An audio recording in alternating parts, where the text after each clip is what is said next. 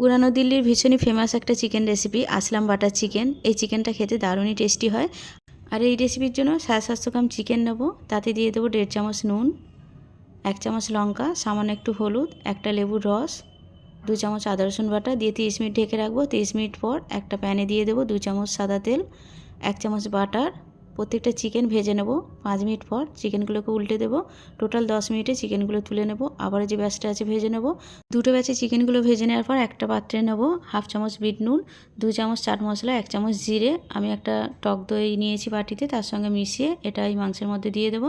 তারপর নেড়েচেড়ে 5 মিনিটের জন্য ঢেকে দেবো সেদ্ধ হওয়ার জন্য। গ্যাসের ফ্লেমটা লো করে 5 মিনিট পর ঢাকনা খুলে এই চিকেনগুলো টেস্ট করে নেবো যে সেদ্ধ হয়েছে কিনা। তারপর একটা রোস্টারের উপরে দিয়ে হালকা একটু পুড়িয়ে নিয়ে একটা পাত্রে নেব 1/2 কাপ দই, 4 চামচ সবুজ চাটনি আর 1/2 চামচের মতো চাট মশলা মিশিয়ে নিয়ে চিকেনের উপর দিয়ে দেবো। 4 চামচ বাটার দিয়ে দেবো, দিয়ে সার্ভ করব।